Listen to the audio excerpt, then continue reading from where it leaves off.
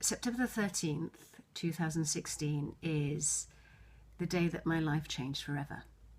Because after a sudden, unexpected and almost fatal illness, I was diagnosed with stage 4 lung cancer. And it was incurable, inoperable, and there was really very little that they felt that they could offer me at the time.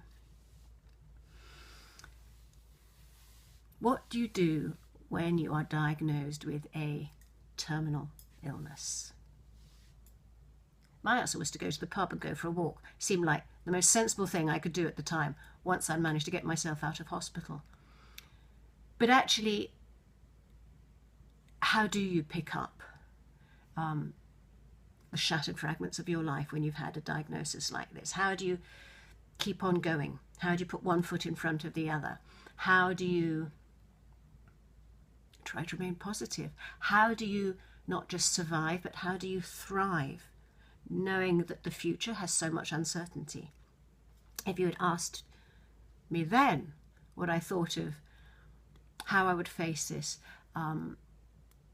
I don't think I knew. I don't think I knew the answer, but I did realize very quickly that it was going to be vital to cultivate a relationship with my disease, with my cancer, that was not based on fear, but was based on getting to understand why it was here, what it's come to tell me, what I can learn. I had to develop a relationship with it so I could work with it. I could work out why I had got this dis-ease.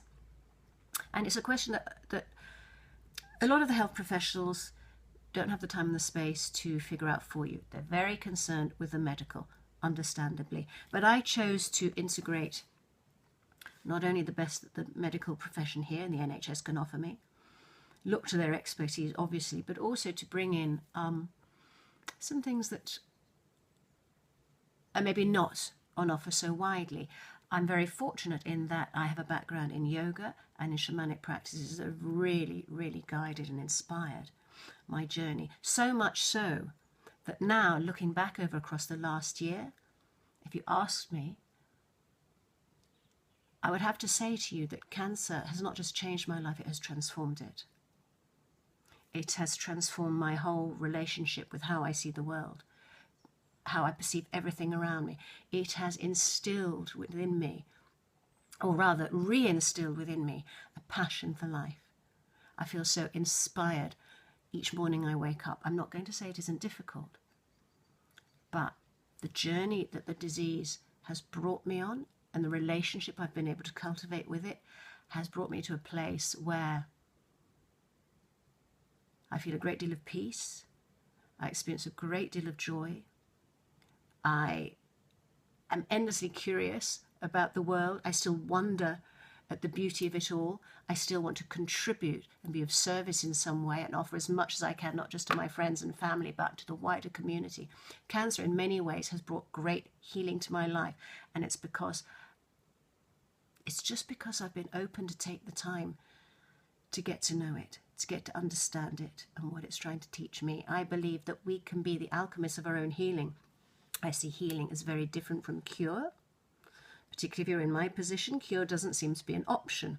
But you can heal every single day. Tiny steps. You can heal the fragments of your life. You can heal yourself spiritually, emotionally, mentally, and physically.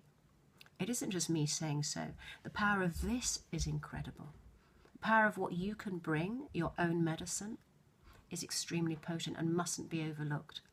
I'm really excited to be sharing some of my thoughts and some of my journey and my approach to having a stage 4 terminal disease, because it really has brought me so much. It's brought me so much despite the prognosis. It has enriched my life enormously. It continues to help me enrich my relationships with myself, with my loved ones, and with the world. And I wake up every single day grateful, so grateful for this life that I've been given, more than ever. I hope that I can share some of this with you. I hope that you'll come and join me and we can gather together and use some of this wonderful New Year energy and use some of our shared intent to create a little bit of magic of our own, create a little bit of healing of our own, and I'll share some of the practices that I do so that whatever challenges you face, whether it's cancer, whether it's another chronic disease, you have some tools of your own to develop your own resilience, to hold on to your own power so that you can retain your own authority even when the going is so tough and you don't feel you have any energy. So you still feel within that there is hope, there is love, there is grace, and that there is still life. I look forward to sharing this evening with you very, very much. Please see below for details. Thank you. Namaste.